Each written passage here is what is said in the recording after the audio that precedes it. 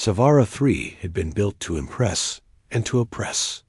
From above, its towers glistened like polished blades, every panel of glass reflecting neon signs in precise angles, every corridor lit without shadow. Perfection was its currency. Dirt was not tolerated. Disorder erased before it could be noticed. The city's wash cycle scoured the streets in hourly tides of chemical rain until even the gutters shone. For residents with citizenship records, that order meant safety. For those without, it was a death sentence. No alcoves to hide in, no debris to scavenge, not even shadows deep enough to rest. Piers Kale moved through those sterile avenues as if he belonged, but his gait gave him away. Even in civilian clothes, even stripped of rank and insignia, his posture was military, shoulders squared, gaze sweeping every angle.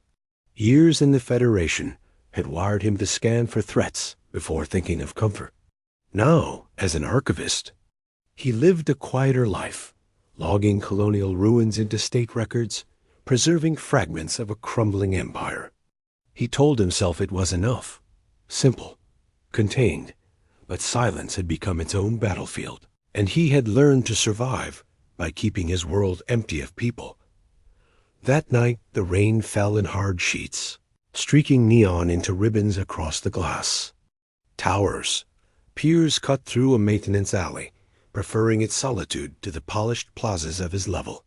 The air reeked of ozone and rust. He was halfway down the stretch when he saw her. She stood under a broken sign, its letters sputtering. In dull red over her head, purple skin smeared with grime, hair blue, matted, heavy with water hung to her shoulders. Her wrap had once been orange gold, but now clung to her frame in torn strips.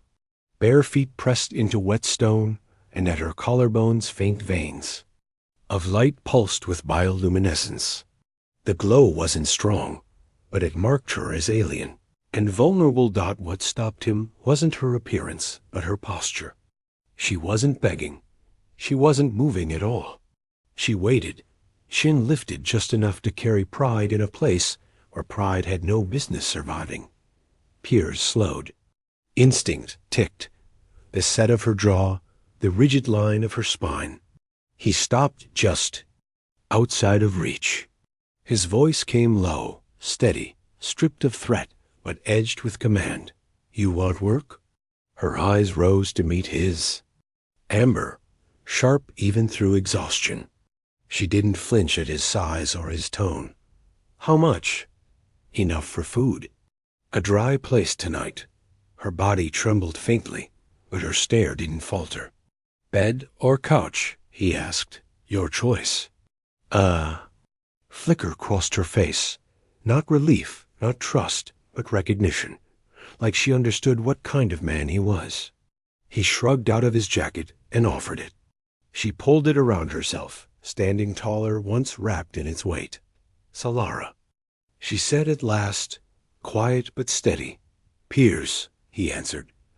They walked together without speaking. Floor lights traced their steps along the sterile corridor as the lift carried them upward. In the reflection of the metal door, he studied her face, fragile, yes, but not broken. Watchful, as if every gesture might still be a bargain. His apartment was what people expected of a soldier-turned-clerk. Bare walls, clean lines, no clutter. Discipline carved into architecture. When the door sealed, she paused, scanning the space as if measuring its terms. He moved with deliberate calm, laying out towels, a steaming drink, and a stack of cleaning supplies. "Bathrooms there. Clothes, too. Get warm before you start." Her eyes narrowed, waiting for the demand that usually followed. When none came, her shoulders eased just a fraction, and she disappeared into the bathroom. Steam began to fill. The air. Piers sat at his table, jaw tight, listening to the sound of water hitting tile. He told himself he had acted on impulse, that she was no different from the countless strangers he had passed before. Yet the truth gnawed at him. There had been something in her refusal to bow her head, something in the way she stood half-drowned, under a broken sign with her pride intact. When Solara re-emerged, wrapped in one of his long shirts, hair damp and loose, her glow burned brighter at her collarbones. She didn't thank him. She didn't falter. She picked up the scrubber on the counter and began dismantling the stove rings, working with a practiced determination that Piers watched in silence. His apartment had always been sterile by design. Tonight, with her in it, it no longer felt empty. It felt unsettled. And for reasons he could not yet name, he didn't want that to change. Solara worked as though the walls themselves demanded proof of her worth. She dismantled the stove with methodical care, scrubbing each vent until her palms reddened, her movements carrying a discipline he recognized from field crews under pressure. She didn't ask where things went. She already knew how to read a system, to pull apart its pieces and set them back in place. Piers leaned against the table, arms folded, silent. His training traced patterns in people, and what he saw here wasn't simple labor. It was defiance disguised as duty. When she paused long enough to catch her breath, damp hair plastered to her cheek, he spoke at last. "How long have you been out there?" Her hand froze on the cloth. She didn't look at him when she answered. "Long enough to stop counting." "That jacket wasn't yours," he pressed, voice even. "What did you have before?" Her shoulders stiffened. "A satchel. What I'm wearing, that's it. Before that doesn't matter." It was a wall he knew better than to push against. Still, the truth sat between them. She had nothing. No place, no family, no protection. Yet she moved with the pride of someone daring him to see her as trash. He left it there, rose and poured 2 mugs of tea.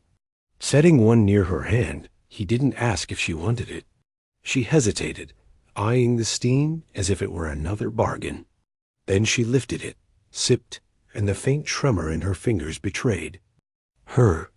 At her collarbones, light pulsed stronger, a rhythm he realized was calmer than before. By the time she finished the floors, her body sagged with exhaustion.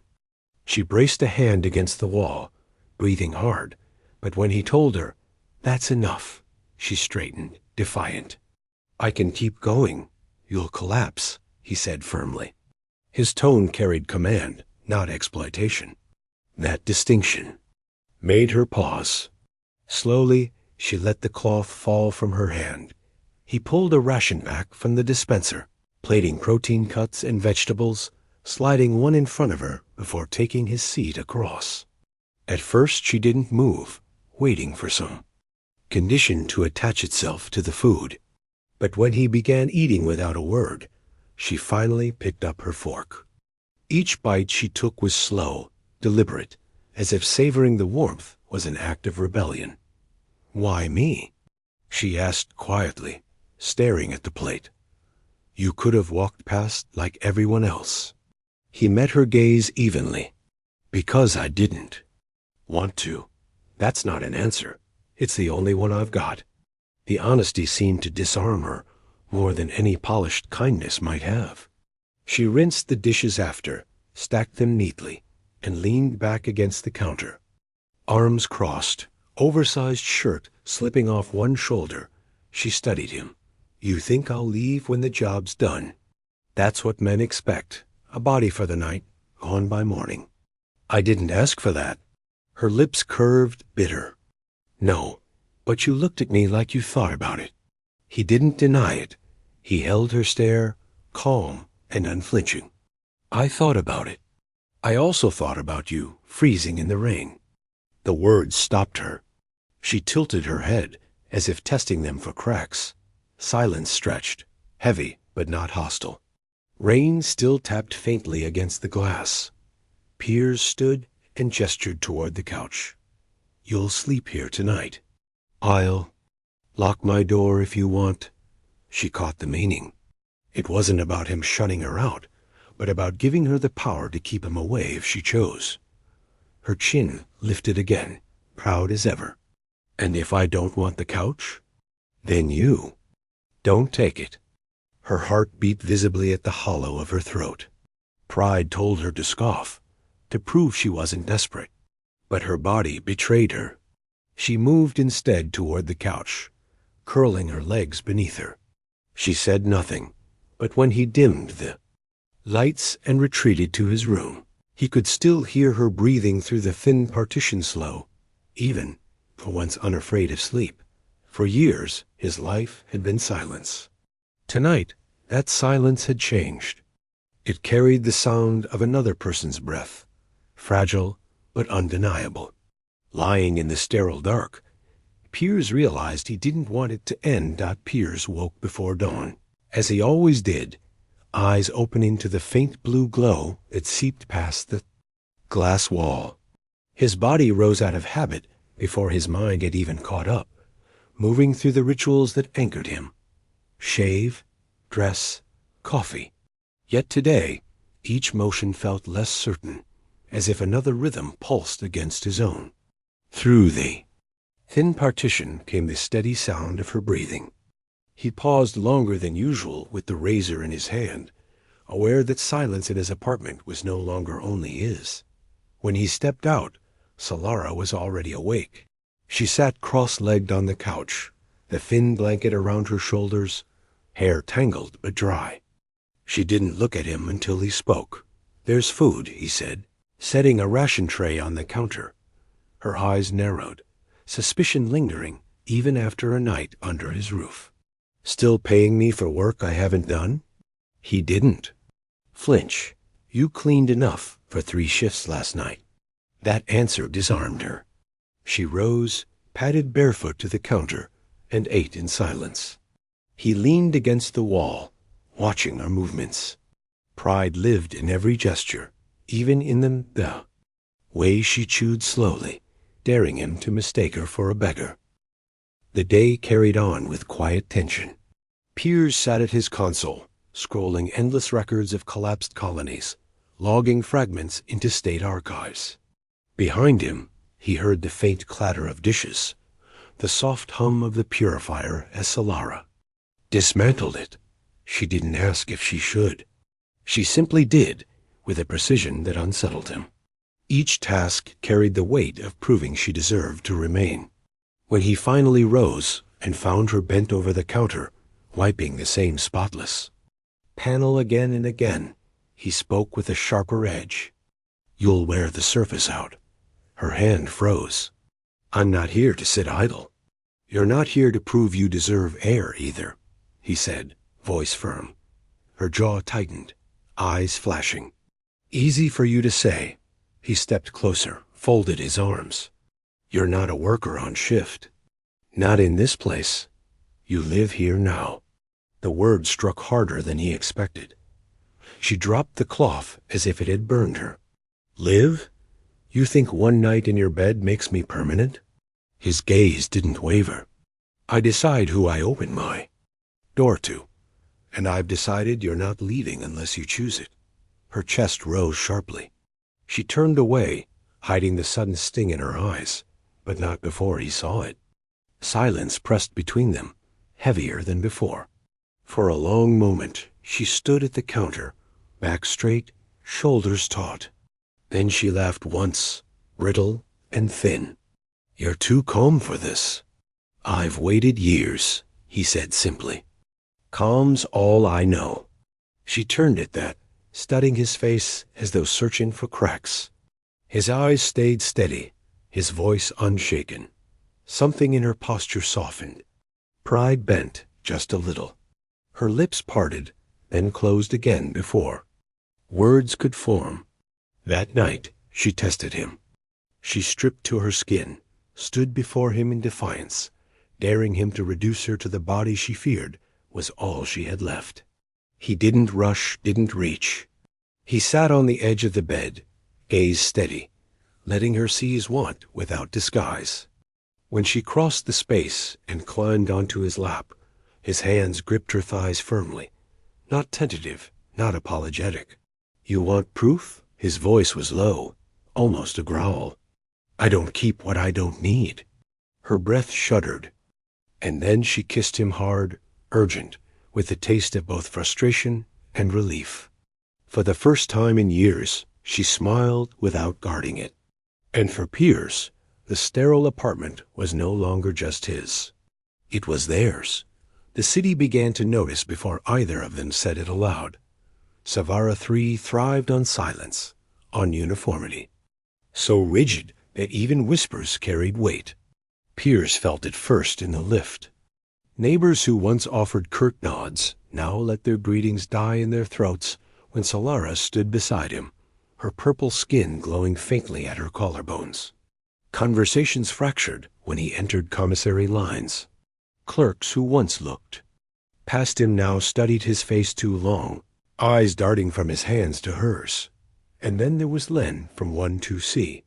The man lingered in the hallway as if it belonged to him, always leaning against the rail when Piers returned home.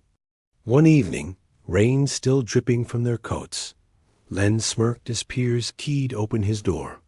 "She's still here," Len said, voice oily with amusement. "Thought you brought her in for a night's cleaning, not for permanent housing." Piers turned his head, gray eyes flat and cold. "Worry about your own unit." Len's grin faltered, but he pressed. "Management doesn't like undocumented guests. They'll be asking questions. Better hope she's worth the trouble." Piers held his stare for 3 long seconds, then closed the door without a word. Inside, Solara stood just beyond the entryway, arms folded, shirt hanging loose around her shoulders. She tried to look unaffected, but her fingers dug hard into her arm. "I'm a problem," she muttered. "You're mine," Piers said simply, locking the door. "That's all management needs to know." The words silenced her lips, but not the knot in her chest. She paced the apartment, restless, pride snapping sharp in her movements. "You say that like it's simple, like the world outside won't see me as trash." Piers watched her with steady calm. "Let them. I don't answer to them." Her laugh was bitter, edged with shame. "Easy for you. You have records. A job. A bed. I'm a stray you dragged inside." He moved before she could twist further away. His hand caught her wrist, pulling her close until her chest pressed against his. His grip wasn't cruel, but anchored, unyielding. His voice dropped lower. "Stop calling yourself that." Her breath stuttered. She tried to twist free, but his calm strength held her in place. "You're here because I want you here. If you think this is charity, you're blind." The bluntness broke something in her. She froze, amber eyes searching his face for cracks pity. Manipulation, weakness. She found none. Slowly, her body softened, leaning into his instead of fighting. Pride warred with need, but her need was winning. That night she tested him again, but differently. She shed his shirt and stood bare before him, defiant, daring him to treat her like the body she feared she was reduced to. He didn't lunge, didn't leer. He sat on the bed, gaze steady, hunger visible but controlled. When she climbed into his lap, his hands gripped her thighs with sure strength. "You want to know what you are to me?" His voice was low, steady. "You're mine if you choose it, not purchased, not caged." The words hit harder than any promise could have. She kissed him then, hard, desperate, her pride cracking under the weight of being wanted without condition.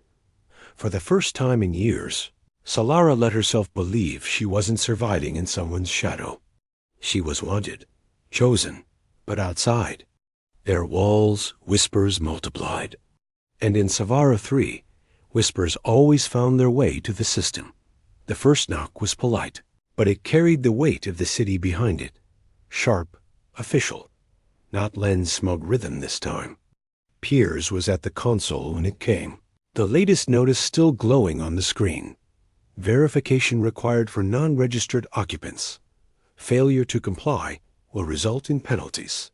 He dismissed it with the same blunt motion he always used, but he knew it was only a matter of time. When the second knock followed, harder, He rose with unhurried precision and opened the door. Two men in gray administrative uniforms stood in the hall, tablets glowing in their hands. Their hair was cropped short, their faces washed blank with bureaucratic neutrality. "Mr. Cale," one began, voice flat. "Your unit shows irregular water and power consumption. We're here to confirm occupancy records." "My records are current," Piers answered. His stance filled the doorway, broad shoulders angled to block their view inside. The second man leaned, trying to peer around. "Him. Reports suggest you may be housing an unregistered resident. Savara 3 requires transparency. If there's someone else living here, we need their identification." For a long moment, silence pressed into the corridor. Rain hummed faintly. Against the tower glass, Piers' expression didn't shift. "Do you see anyone else here?" The men exchanged a glance. One cleared his throat and made a note on his tablet, the motion stiff. "We'll be monitoring usage closely." "Do that," Piers said, and shut the door with calm finality. Behind him, Solara had been standing just out of sight, barefoot in one of his shirts, fists clenched at her sides. Her amber eyes burned with fear she tried to mask, but he read the tremor in her jaw. "They'll come again," she said, voice tight. "They always come again. They'll force you to throw me out. Or worse." Piers crossed the room with measured steps. His hand came to rest at the back of her neck, grounding her with that steady pressure she'd come to know. "They don't force me. Not here. Not in my home." Her throat worked, disbelief warring with the desperate need to trust him. "You're risking everything." "I've risked more for less," he said simply. That night, she didn't test him with defiance. She didn't bait him with pride or questions. She tested him with silence. She slipped into his bed without a word, pressed her body against his, and waited, waiting to see if he would push her away, if his resolve would crack in the dark. Didn't. His arms circled her waist, firm and protective, his breath slow against her hair. Her body trembled once, then again, until quiet tears slid down her cheeks. She hid them against his chest, ashamed of how much she needed the solidity of his presence. Piers felt the tremors, tightened his hold, but didn't speak. He knew words. Weren't the answer tonight. His steadiness was dot by morning. Her pride had reassembled like armor, but her fear lingered. She moved sharper through the apartment, glancing at the door too often, folding and refolding blankets until the cloth frayed beneath her fingers. Over breakfast, Piers slid a plate across to her and said calmly, "We're not running. We're not hiding. You hear me?" She stared at him, suspicion still in her eyes. "And if they try harder, then I hold the line." He said it like a fact, not a boast, and something in the evenness of his voice began to convince her in ways no promise ever had. That night, when she pulled him to her again, it wasn't from desperation. It was from the slow, dangerous realization that she wasn't his stray. She was his choice dot and choices in Savara 3, had consequences neither of them could escape. The notices came every morning now, their sterile language echoing the city's obsession with order. Usage review pending. Occupancy confirmation. Required. Failure to comply will result in penalties. Each one bore the same cold precision. Piers dismissed them with the flick of a finger, but Solara saw the tautness in his jaw each time the console chimed. She felt it in the way his eyes lingered on the door, as though measuring the next intrusion. She fought her unease the only way she knew, how by working.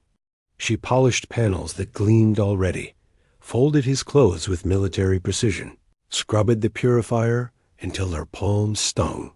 If she kept busy, if she made herself indispensable, maybe the city's eyes wouldn't matter.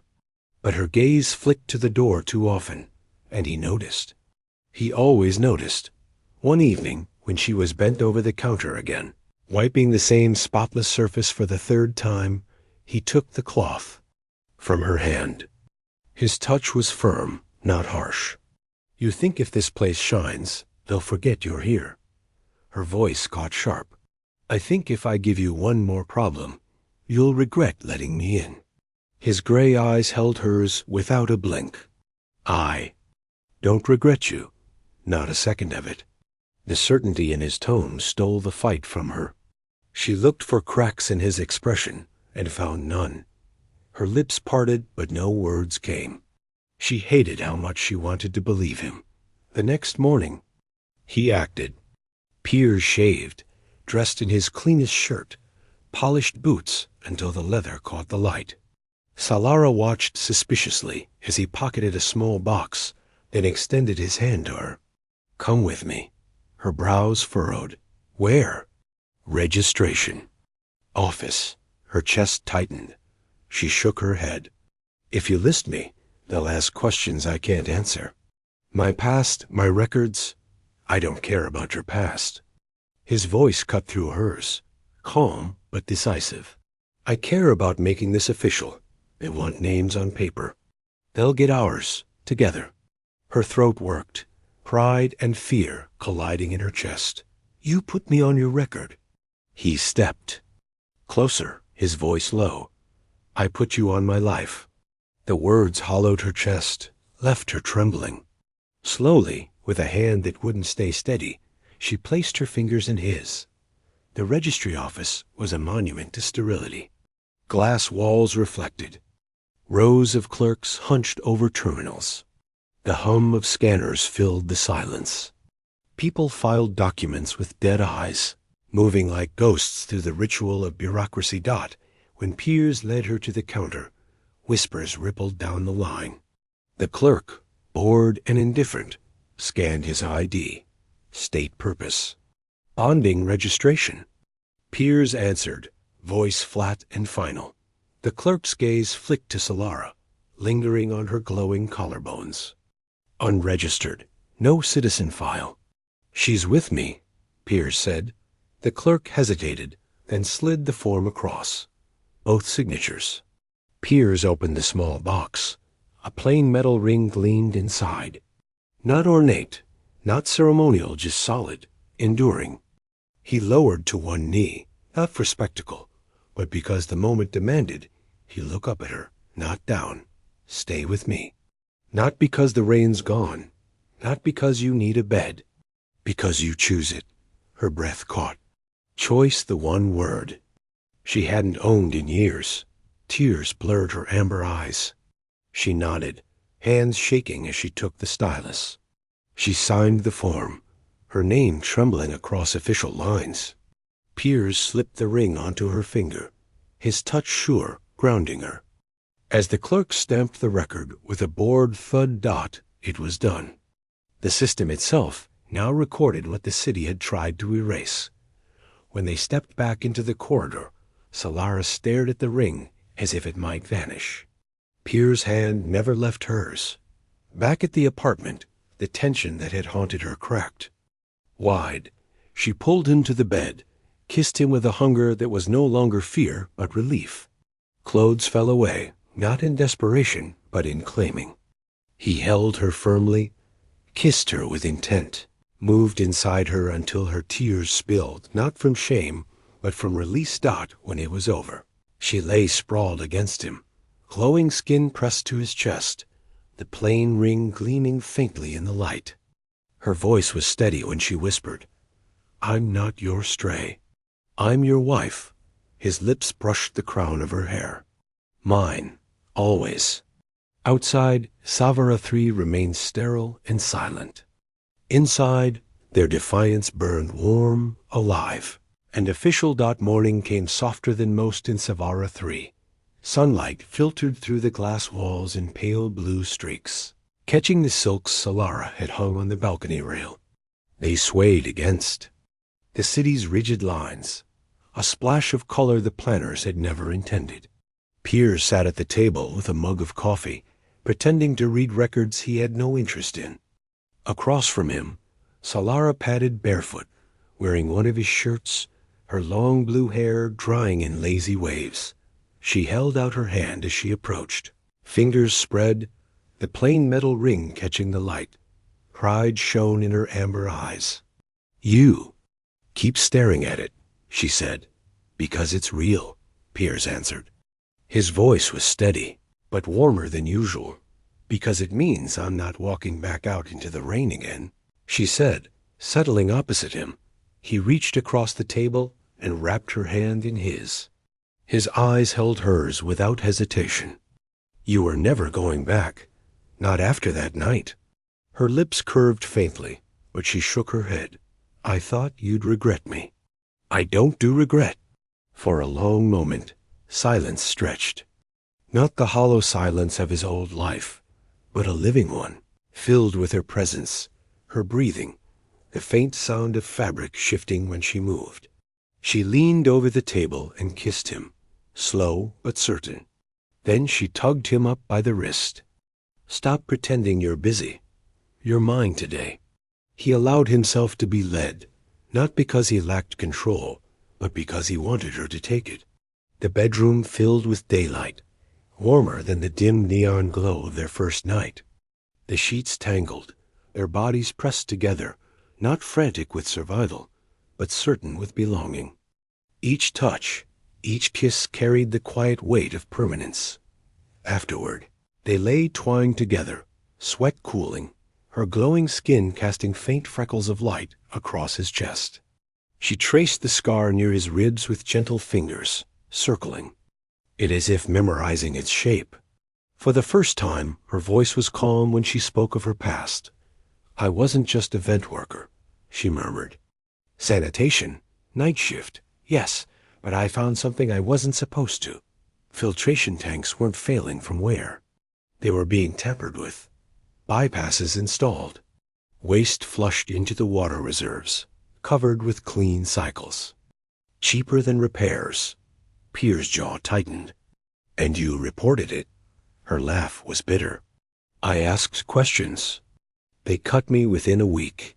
No compensation, no explanation. Just gone. And once you're gone in Savara 3, you don't come back." Her hand stilled against his chest.